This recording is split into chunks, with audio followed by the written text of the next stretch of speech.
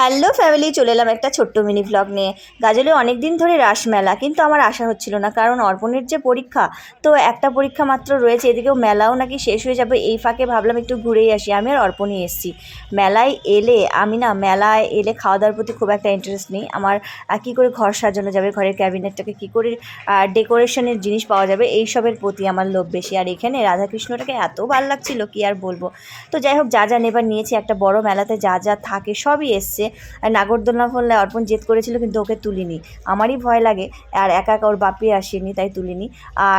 আর বন্ধুরা বাইরে থেকে, এখানে শিল্পীরাও আসে, যে বাউল গান হচ্ছে দেখতে পাচ্ছ, অনেক দিন ধরেই কিন্তু গান হয়। আমরা এই যে বাড়ি ফিরছি, রোল, তারপরে চাট, যা যা খাবার জিনিস, মথুর আর কেক ছিল, সব প্যাক করে এনেছি। যে কাপ, গ্লাস, ঠাকুরের গ্লাস বাটি এনেছি, একটা ছোট্ট বালতি ঠাকুরের পুজো দেবার জন্য, মেরামেনের থালা, অনেক কিছুই আনা হয়েছে।